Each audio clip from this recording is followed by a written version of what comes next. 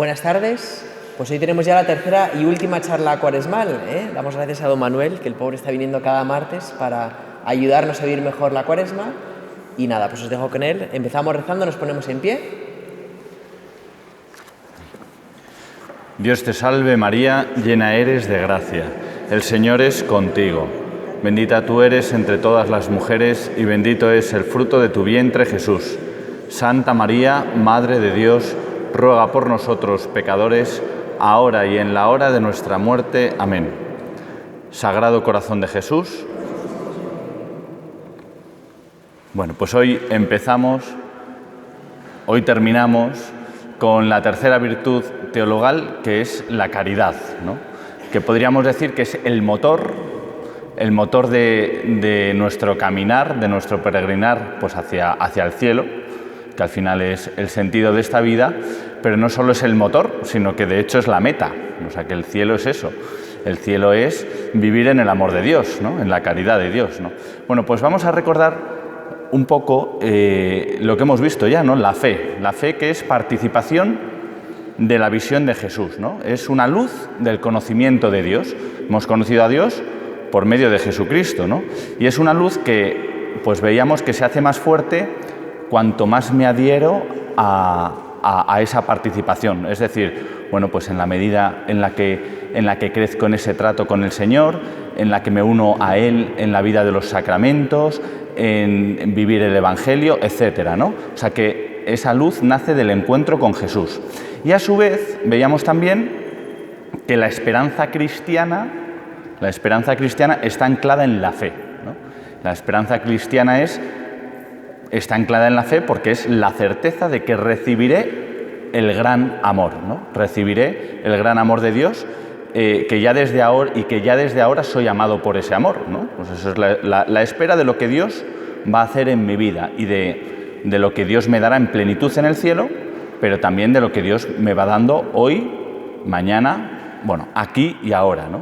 Bueno, por tanto, la caridad está muy unida a la esperanza, ¿no? La fe está muy unida a la esperanza y la esperanza está muy unida a la caridad, ¿no? La fe es el motivo de la esperanza y la esperanza tiene por objeto la caridad. Es decir, nosotros confiamos en el amor de Dios, en el poder de su gracia, etcétera. Eso es la fe, que es lo que motiva nuestra esperanza. Y por tanto hay en el amor de Dios, la santidad, la vida eterna, en la caridad. Bueno, por ello, para alcanzar la caridad, hay que vivir de la esperanza cristiana. Por eso están tan ligadas, ¿no? O sea, a la espera del amor de Dios, a la espera del don de Dios. Y también, a su vez, y hablaremos de ello, luchando, ¿no? Luchando por recibir ese don. O sea, que la caridad es un don de Dios, el amor de Dios es un don que Dios nos da, pero también es una tarea, ¿no? Por eso decimos eso de hay que vivir la caridad. O sea, es una tarea que conlleva poner en juego mi libertad. Bueno, pero antes de esto, me parece que es interesante que veamos dos actitudes que son contrarias a la esperanza y que, por tanto, nos van a impedir esperar de Dios su don. Dos actitudes contrarias a la esperanza que nos cierran nuestra vida a recibir la caridad. Es importante oír esto porque bueno, son actitudes que podemos tener a veces en nuestra vida. O sea, que nada es blanco o negro. O sea, a veces podemos incurrir en estas actitudes un poco sin darnos cuenta, un poco porque nos dejamos llevar, ¿no? La primera actitud, pues, es la desesperación. Entonces, no la desesperación en sentido absoluto, ¿no? El que cae en un pozo oscuro, no, pero una desesperación que tiene como raíz la acedia, ¿no? La acedia es un término que alude a una especie como de pereza existencial, ¿no? Es como el perder el ánimo de que mi vida esté hecha para algo grande, ¿no? Esa es la acedia. Perder el ánimo, la magnanimidad, perder el ánimo de que mi vida esté hecho, o sea, de que Dios haya pensado un plan grande para mí, ¿no? Eso es la acedia, ¿no? Incapacidad en creer en la propia grandeza, la que ha pensado Dios para nosotros, porque eso es así. Dios ha pensado para nuestra vida algo muy grande, que tendrá su totalidad en el cielo, pero ya aquí en la tierra consiste en participar del amor de Dios, ¿no? Y eso a veces ocurre porque el hombre, bueno, pues no tiene confianza, no tenemos confianza en esa grandeza a la cual Dios nos llama, y como que queremos ser más realistas. Vamos a ser más realistas. Al final en esta vida, bueno, pues eso, ¿no? Hay que ceñirse a lo que tenemos así de modo inmediato. Es como una desconfianza en el hecho de que Dios me quiere, en el hecho de que Dios me cuida, en el hecho de que Dios me mira, en el hecho de que Dios es cercano. Esa es la acedia, ¿no? Fijaos, porque cuando pensaba esto, veía que es lo que precisamente le ocurría al pueblo de Israel y que sale hoy en la primera lectura. Y hoy en la primera lectura, que voy a leer rápidamente, dice: el pueblo estaba extenuado del camino y habló contra Dios y contra Moisés. ¿Por qué nos has sacado de Egipto para morir en el desierto? No tenemos ni pan ni agua y nos da náusea ese pan sin cuerpo, refiriéndose al maná. El Señor envió contra el pueblo serpientes venenosas que los mordían y murieron muchos israelitas. Bueno, pues eso es lo que le ocurrió al pueblo de Israel. El pueblo de Israel de algún modo se rebela porque, bueno, desconfía. O sea, Dios ha llamado a través de Moisés al pueblo de Israel a salir de la esclavitud de Egipto y han sido llamados para una vocación de grandeza, que es ser testimonio, ser un pueblo que testimoniara al verdadero Dios y ser llevado a la tierra prometida. Pero cuando están por el desierto, pues se cansan y dicen, bueno, vamos a ser más realistas. En Egipto, pues sí, éramos esclavos, pero teníamos que comer. Y aquí, pues tenemos un pan sin cuerpo que no nos sabe a nada, estamos dando vueltas por el desierto, o sea que desesperan. Eso es la acedia. Desesperan, pierden ese ánimo de que están llamados a algo grande y que están llamados a una vida prometida, a una tierra prometida y a testimoniar al verdadero Dios. ¿Quién es el verdadero Dios? Y con su vida como pueblo. Y bueno, pues desesperan y quieren volver atrás, ¿no? Eso es lo que le ocurre al pueblo de Egipto, ¿no? Pues vemos en la actualidad esa misma actitud de desesperanza, la podemos ver en la actualidad. Y a veces, pues precisamente en los jóvenes, ¿no? Donde se supone que la juventud, lo propio de la juventud es precisamente tener el ánimo grande, tener deseos de grandeza, ¿no? Como deseos de comerse el mundo, deseos de aspirar a horizontes grandes, ¿no? Se supone que la juventud es lo propio de la esperanza de un amor grande, ¿no? Pues a veces lo vemos en esa misma actitud del pueblo de Israel, lo podemos ver en la gente joven, ¿no? Y que muchas veces buscan insaciablemente como nuevos sustitutos, ¿no? Sustitutos a ese ánimo de grandeza, de algo eterno, pues buscan sustitutos, ¿no? Y en vez de aspirar a un amor grande, pues muchas veces se quedan como en las cosas del mundo, ¿no? Y eso es la acedia, ¿no? Que también la podemos ver en la actualidad y en nuestros ambientes. Y lo importante, ¿no? Fijaos que si hay algo que puede salvar, en general salvar, digo que nada está perdido, ¿no? Pero cuando un joven espabila es cuando de algún modo pues nace en él la valentía de, bueno, pues de reencontrar su dimensión divina, ¿no? Y acogerla, es decir, descubrir que efectivamente están llamados a lo eterno, ¿no? Y luchar por ello. O sea, un joven, digamos, que espabila cuando sale de esa acedia, ¿no? De esa pereza existencial, de esa pérdida de ánimo por alcanzar las cosas grandes.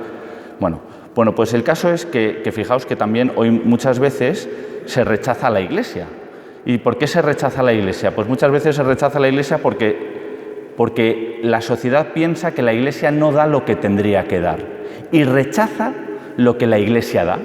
O sea, que la Iglesia, el mensaje de la Iglesia es animar, ¿no?, a descubrir el amor de Dios, a descubrir la grandeza de la vocación humana, que es aspirar al amor, ¿no? Pero la sociedad del mundo dice, no, eso está muy lejos, eso no, desconfía, ¿no? Desespera.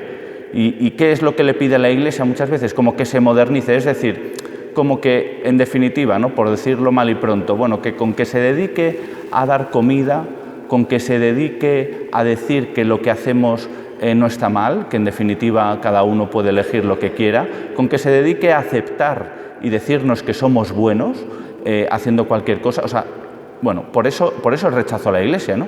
Que en definitiva es como el rechazo a Dios. Hoy está también, a un joven que se había enfadado con Dios y llevaba años, ¿no?, enfadado con Dios porque decía que como pues había fallecido su abuelo, ¿no? Y su abuelo con 88 años. Claro, yo le intentaba explicar que la vida comienza y acaba, y que 88 años de vida pues es para dar gracias a Dios, ¿no? Pero él no, él estaba en sus 13, ¿no? Y estaba enfadado con Dios. Y en definitiva, pues es la misma desesperanza, ¿no? Es decir, es reducir a Dios al final a que sea el garante de lo que yo quiero que sea mi felicidad, y no descubrir que Dios me puede dar algo más, ¿no? Que de hecho yo estoy llamado a recibir de Dios un amor más grande, ¿no? Un amor que va hacia la eternidad, ¿no? Es la misma lógica, ¿no? Esta actitud de desesperanza. Y luego hay otra actitud que también nos cierra a recibir la caridad de Dios, a recibir ese don de Dios, que repito, luego veremos, también es una tarea. Uno tiene que vivir la caridad, ¿no? La recibe, pero la vive, y en la medida en que la vive, la recibe. Bueno, pues otra actitud que va en contra, que nos cierra a recibir la caridad, decía Benedicto XVI, que es una especie de pelagianismo moderno. Y lo dividía en dos.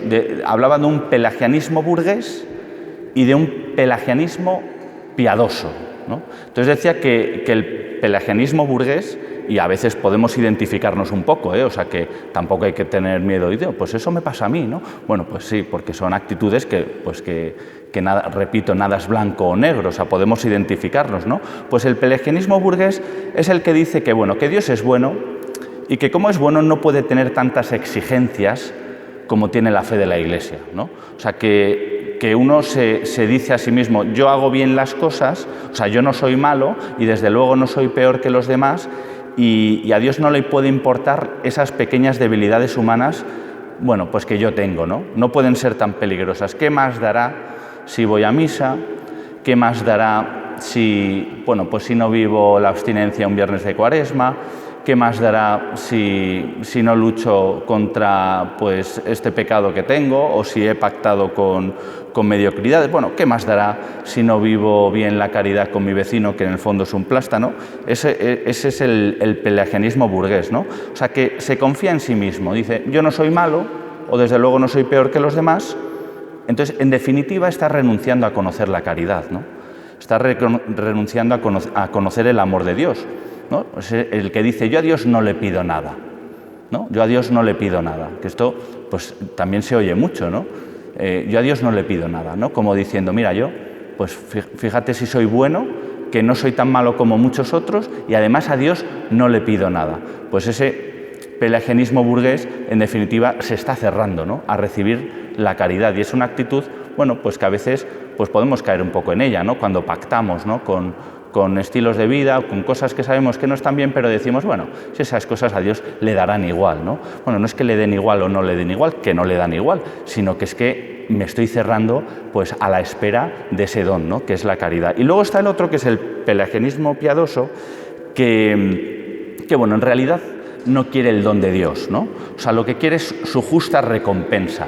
Es el que dice, ¿no?, yo hago mi vida, yo vivo como quiero, eso sí, voy a misa y tengo mis oraciones. Y es como mi cuota, ¿no? Yo tengo esta cuota y espero mi parte del pastel. Y mi parte del pastel, pues es, pues no sé, tener derecho a la felicidad, ¿no? Entonces, es como el que dice, el que niega se niega a la esperanza, ¿no? No busca esperar la caridad o el amor de Dios, sino que lo que quiere es seguridad. Yo cumplo esto y esto, y entonces, pues bueno, pues eso, tendré yo la seguridad, pero renuncia un poco a la sorpresa de Dios, ¿no? Porque Dios no se quiere dejar sorprender por Dios. En el fondo está renunciando a la fe. En el fondo está renunciando a tener un trato personal con Dios, ¿no? O sea, no le interesa el trato personal con Dios. Él cumple lo que tiene que hacer y ya está. Él quiere la seguridad, ¿no? La seguridad de que tiene su parte del pastel, ¿no? Y es un poco por un miedo, bueno, un miedo a la espera, un miedo a poner la vida en las manos de otro, que a todos nos da miedo, me parece, que esto es algo muy humano. O sea, confiar en Dios, pues hay cosas donde es más fácil, pero hay momentos de la vida donde poner la vida en las manos de Dios, oye, pues efectivamente tiene su dificultad, ¿no? Por eso digo que no es una actitud que nos pueda resultar extraña, ¿no? O sea, que confiarse en otro cuesta. Pero fijaos que así funciona Dios, ¿no? Y lo vemos, por ejemplo, en Abraham. ¿Dios qué le pide a Abraham? Le pide, bueno, pues que no renuncie a ese miedo, al miedo de dejarlo todo y salir de su tierra, ¿no? Y permanentemente es lo que también le va pidiendo al pueblo de Israel, cuando le va pidiendo a través de Moisés, a través de profetas, a través de reyes, pues le va pidiendo que le siga, que se fíe, ¿no? Que confíe, que ponga su esperanza en Él, en su cuidado, en su providencia, ¿no? O sea que el miedo no es malo, lo que hay que hacer es purificarlo, ¿no? Porque existe el temor de Dios. Existe el temor de Dios. ¿Y qué es el temor de Dios? Pues el miedo a perder a Dios.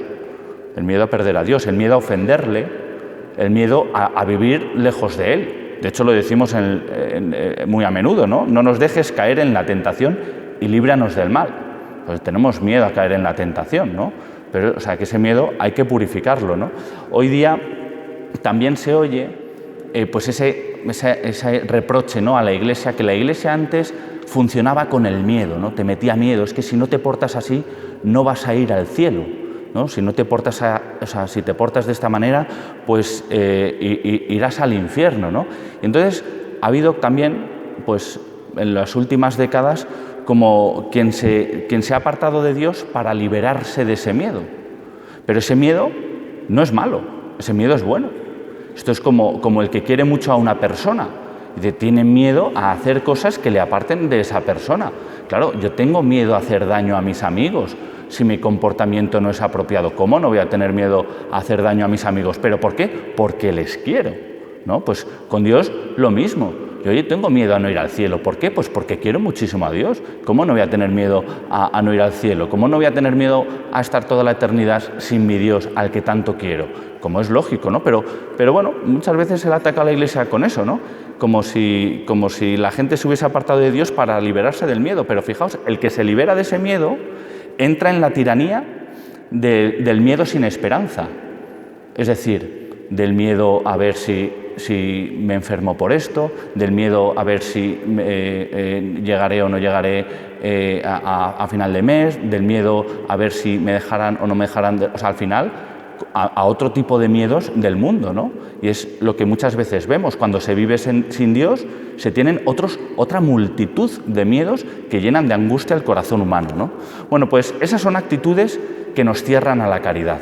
Entonces, la caridad, dice el Catecismo, que es la virtud teologal por la cual amamos a Dios sobre todas las cosas y a nuestro prójimo como a nosotros mismos, por amor de Dios. Es decir, que es Dios el que nos da el amor. O sea, que la caridad es el amor de Dios. Eso es la caridad, el amor de Dios, ¿no? Es un amor sobrenatural. Y fijaos que esto es maravilloso, porque cuando pensamos en qué consiste la felicidad, ¿no? Pues todo el mundo de primeras dice, bueno, pues en saberse amado, ¿no? Saberse amado. Todo el mundo quiere ser querido por sus padres, por sus hijos, por sus abuelos, sus hermanos, sus amigos. O sea, claro que sí, ¿no? Eso es uno de los mayores gozos, saberse amado. Pero no solo es eso, también es saber amar. Es que todo el mundo quiere ser buen hijo, buen esposo, buena esposa, buen hermano, buen amigo. Y la caridad es eso, es que Dios nos da su amor y que con ese amor podemos amar con todo nuestro corazón a Dios y al prójimo como a nosotros mismos. Bueno, pues ese amor sobrenatural, el amor de Dios, es como todo amor, un sí que nos da Dios, ¿no?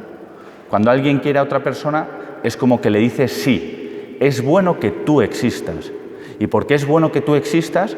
Pues yo me entrego a ti, ¿no? Me entrego a ti, y porque es bueno que tú existas, te escucho, y porque es bueno que tú existas, pues te aguanto, porque amar también es aguantar, y porque es bueno que tú existas, pues comparto contigo no solo cosas materiales, sino que comparto la vida. Bueno, pues el amor sobrenatural, el amor de Dios, es el sí que se me ha dado, ¿no? Pero claro, este sí viene de alguien que es mucho mayor, o sea, es el sí de Dios, no es no es el sí de un ser humano, ¿no? Es un sí más grande, ¿no? Es el sí que puede penetrar, ¿no? Penetrar nuestra vida. Y penetra nuestra vida por medio del sí, porque Jesús dijo que sí cuando se encarnó. Jesús dijo que sí cuando murió por nosotros en la cruz y cuando resucitó. O sea que el amor de Cristo, lo de Cristo crucificado, se me ha dado a conocer, se me ha hecho perceptible por medio de la fe. Por medio de la fe se me ha dado a conocer ese amor. Y ese amor, pues puede penetrar mi vida, pero todo mi ser, ¿no? O sea, puede entrar en mí, o sea, puedo saberme profundamente amado por el amor de Dios, porque lo he visto en Jesucristo, porque lo hemos conocido en Jesucristo, porque cuando rezamos, cuando recibimos la Eucaristía, es que Cristo verdaderamente se me da, ¿no? Bueno, pues en todo encuentro con los santos, ¿no? Con los santos, refiriéndonos no solo a los canonizados, sino con todas aquellas personas que verdaderamente creen y que verdaderamente aman, pues en todos esos encuentros, que cuando yo me sé amado por esas personas, no solo descubro el amor de una persona determinada, sino que también puedo percibir un amor nuevo, un amor sobrenatural.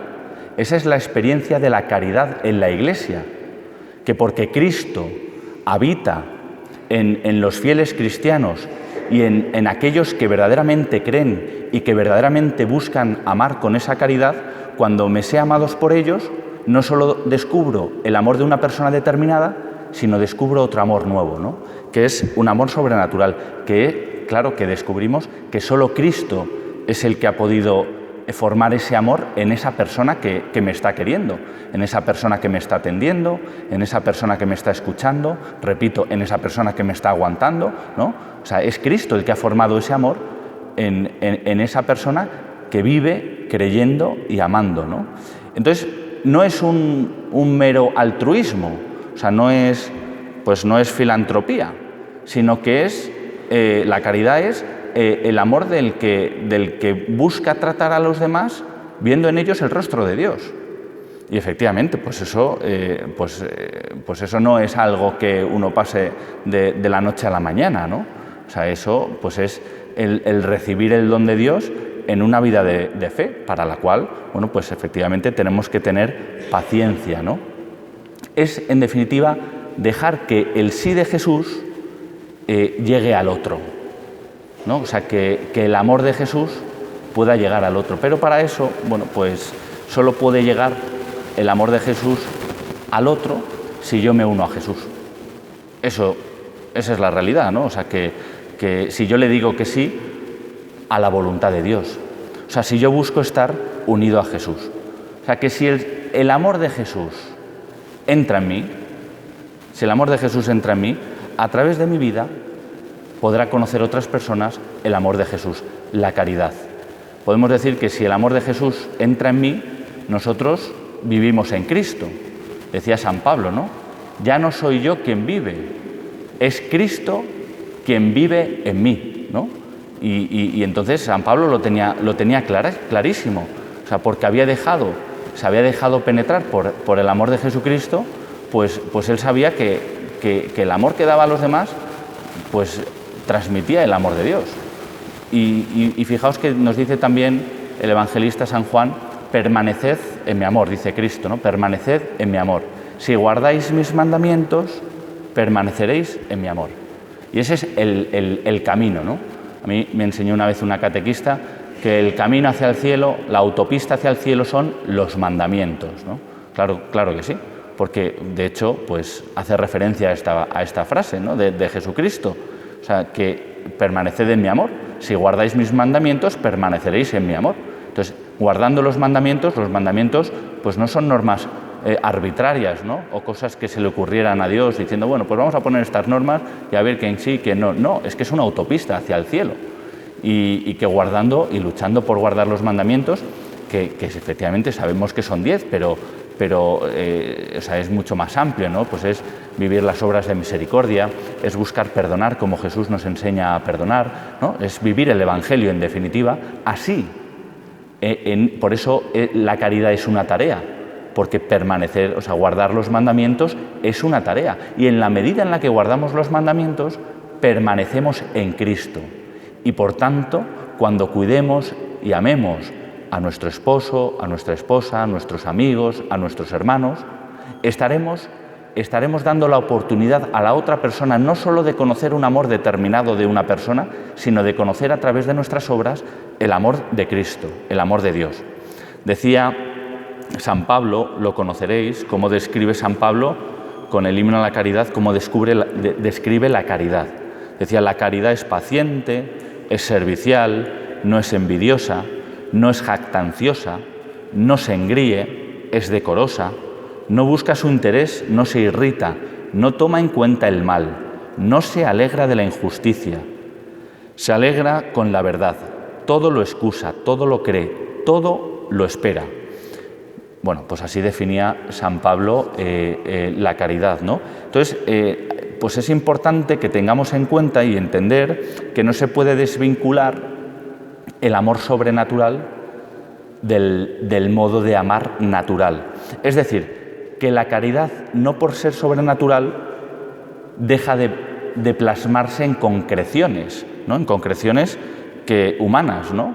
Es decir, que la caridad se transmite a través del modo natural del hombre de amar, pues siendo delicado, siendo detallista, en actitudes que van formando el corazón humano, pues esas actitudes que va describiendo San Pablo, que es pues evitar la envidia, que es no jactarse, que es ser decoroso, que es buscar no irritarse, ¿no? Son concreciones naturales, humanas, y la caridad, ese amor sobrenatural, pues se plasma a través de esas concreciones. Esto, bueno, pues es lo que siempre nos han enseñado y que me parece que es importante, porque si no, si pensamos que la caridad es un amor sobrenatural, que es como una especie de viento que fluye, que va de aquí para allá, no caeremos en la cuenta de que la caridad es algo que hay que vivir y que se vive en el obrar, ¿no? La caridad acontece como un don de Dios que nos lo da cuando obramos. Si no obramos, pues no recibimos el don, ¿no? Por eso, repito, la caridad es algo que es un don, pero es una tarea, ¿no? Tenemos que, pues, luchar por vivir esa caridad. Y aquí, pues uno empieza ya a entender otras muchas cosas, el sentido del ayuno, el sentido del sacrificio, el sentido de la mortificación, porque en definitiva es decirme a mí mismo y decírselo sobre todo a Dios, que yo quiero negarme a mí mismo, porque quiero negar mi voluntad para tenerle a Él, para vivir en Él, para conocer su voluntad, para decirle a Él y por ende decirme a mí que yo lo que quiero sobre todo en mi vida es lo que Él tiene que darme, esa vida de caridad, ese don de Dios, ¿no? Bueno, y es también importante decir, porque, bueno, lo dice el Catecismo, que la caridad soporta el resto de las virtudes. O sea, la caridad es fundamental, es como la virtud necesaria, también la humildad, pero la caridad mucho más, desde luego, la virtud necesaria para el resto de virtudes, ¿no? O sea, hace que todas las demás puedan ser virtudes. O sea, porque si no, muchas virtudes sin caridad se convertirían en cosas feas, ¿no? Dice San Pablo, si no tengo caridad, nada me aprovecha. La inteligencia sin la caridad, pues te puede hacer perverso. La justicia sin la caridad te puede hacer inmisericorde, no misericordioso. La diplomacia sin la caridad te puede hacer un poco hipócrita, ¿no? La riqueza sin caridad, sin amor, pues te puede hacer avaro. Entonces la caridad infunde en todas las virtudes pues su esplendor, ¿no? La caridad hace virtud al resto de las virtudes. Luego también, fijaos, la práctica de la moral, ¿no? La práctica de la moral, desde la caridad, nos da la posibilidad de vivir en la libertad de los hijos de Dios. O sea, que uno no hace obras buenas, obras caritativas, obligado, porque si lo hace obligado, pues entonces pues lo hace como si fuera un esclavo. Vivo como un esclavo la caridad, ¿no? Pues no.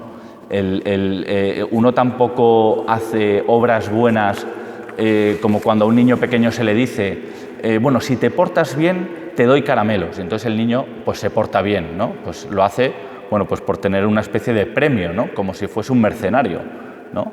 Uno obra o hace obras buenas porque se sabe hijo amado de Dios, porque ha conocido un amor primero, porque Él nos ha amado primero y entonces quiere corresponder. Y dice, bueno, es que yo quiero corresponder a un amor tan grande que he conocido, que es el amor de Dios. Y entonces nos hace libres, porque obramos por amor al bien, obramos por amor. Eso es la verdadera libertad. La verdadera libertad es esa. La libertad no es hacer lo que me apetece en cada momento, sino la libertad es obrar porque amo, ¿no? Entonces, eso es lo que hace la caridad. Nos enseña a vivir bien la vida moral. La vivimos, pues la moral cristiana la vivimos con la caridad, la vivimos en la libertad de los hijos de Dios, ¿no? La vivimos porque queremos, profundamente libres y porque queremos corresponder al amor de un Dios que es nuestro Padre, ¿no? Y ya por terminar, decir, bueno, pues que sencillamente, ¿no? que la caridad, los frutos de la caridad son, en primer lugar, el gozo, ¿no? El gozo. Pues el gozo, el que vive de la caridad se goza, en primer lugar, de haber recibido el amor de Dios, pero en segundo lugar, de poder amar, que decíamos que la felicidad tiene que ver no solo con saberse amado, sino amar con un amor más grande, ¿no? ¿Por qué? Porque vive en Cristo. Por supuesto, la paz, el gozo, la paz, y no es una paz como el que acaba de terminar una oposición para la cual lleva estudiando 5 años, la ha aprobado y entonces ya es como, ya no hay problemas, no es una paz pasajera, tampoco es una paz del que no tiene ningún problema, es una paz que permanece, y permanece como coloreando el fondo, ¿no? El horizonte de nuestro corazón, de lo más profundo de nuestra interioridad, del que se sabe perfectamente descansado, independientemente de los problemas, avatares o luchas que tenga en su vida, pero se sabe cuidado, ¿no? Se sabe querido, se sabe en el amor de Dios, viviendo en el amor de Dios. Y por supuesto, la misericordia. Bueno, pues fijaos, decía San Pablo también, ¿no? Ya podría tener fe como para mover montañas. Si no tengo amor, no soy nada, ¿no? Porque al final la caridad es la única virtud que permanece en el cielo. O sea, el cielo es vivir en la caridad, vivir en el amor de Dios, ¿no? Ya decía por eso también San Juan de la Cruz, pues al final, al atardecer de la vida, nos examinarán del amor. Pues vamos a pedirle al Señor que como fruto de esta Cuaresma, en el que pues le hemos ido pidiendo al Señor con obras y con oraciones el don de la conversión, que como fruto de esa conversión aumente su don, el don de la caridad en nosotros. Dios te salve María, llena eres de gracia, el Señor es contigo, bendita tú eres entre todas las